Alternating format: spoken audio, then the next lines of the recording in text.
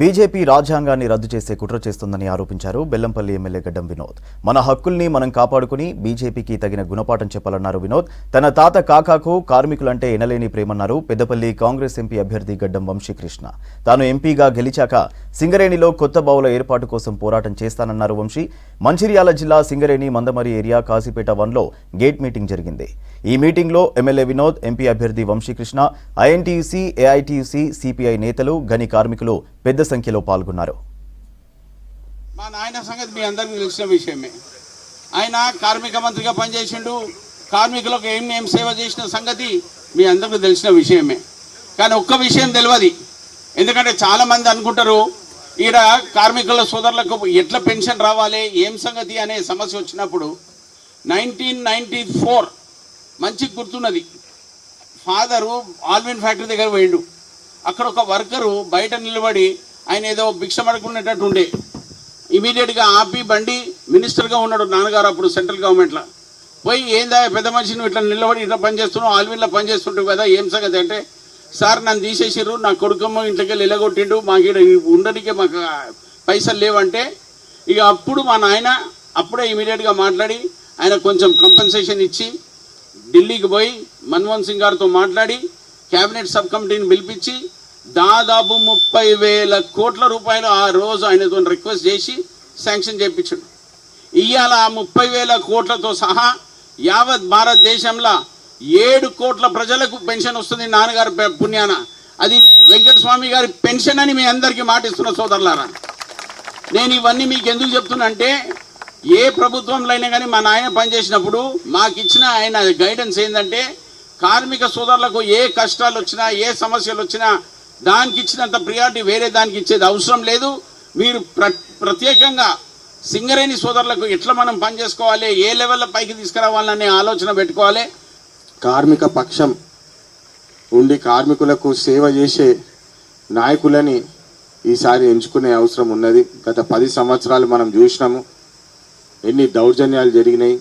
ముసుగేసుకొని ప్రజలని, పేద ప్రజలని పుట్ట మీద కొట్టినారు టీఆర్ఎస్ పార్టీ నాయకులు అని చెప్పి ఈ సందర్భంగా మీ అందరిని ఒకసారి గుర్తు చేస్తున్నాను.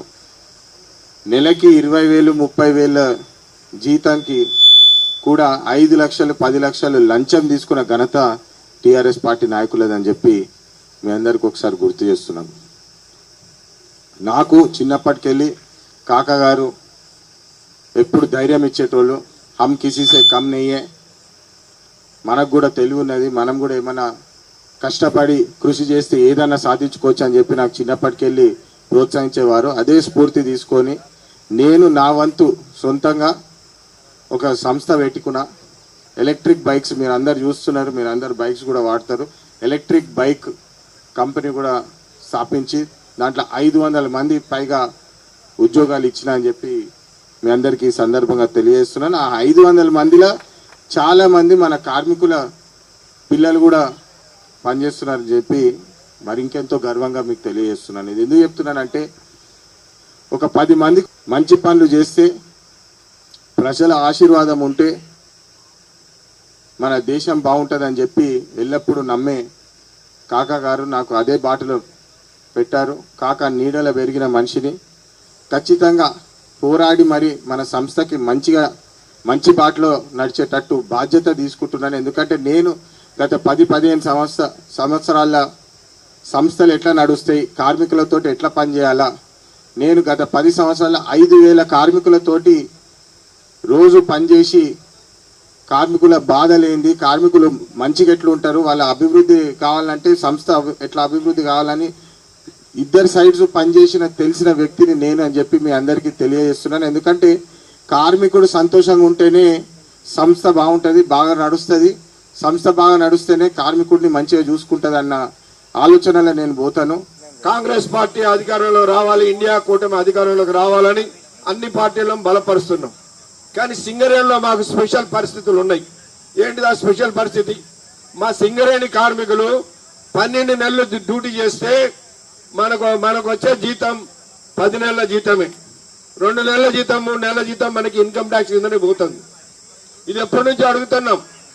కోల్ ఇండియాలో కార్మికులకి ఇన్కమ్ ట్యాక్స్ అలవెన్సుల మీద కంపెనీ పేమెంట్ చేస్తుంది, కోల్ ఇండియా కంపెనీ పేమెంట్ చేస్తుంది.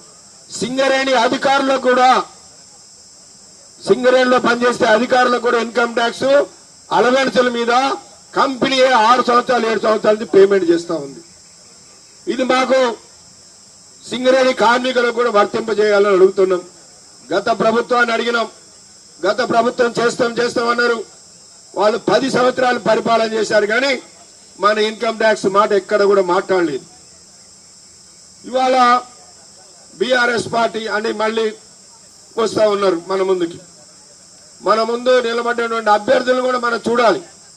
ఇవాళ ఇండియా కూటమి కాంగ్రెస్ పార్టీ తరఫున నిలబడ్డ అభ్యర్థి వంశీకృష్ణ గారు అయితే, కొప్పలీశ్వర్ గారు ఏం చెప్తున్నారు, నేను సింగరేణి కార్మికుడిని, సింగరేణిలో మీరు ఇచ్చేయాలి, మాకు ఓట్లు వేయాలని సింగరేణి కార్మికుల దగ్గరకు వస్తున్నారు. కోల్ ఇండియా కార్మికులు లాగా ఇప్పేయండి సార్, ఆఫీసర్లకు ఇస్తున్నారు సార్, ఆఫీసర్ల లాగా కార్మికులకు ఇవ్వద్దా సార్ అని అడిగితే, మంచిది నేను ముఖ్యమంత్రి గారితో మాట్లాడుతా అన్నాడు.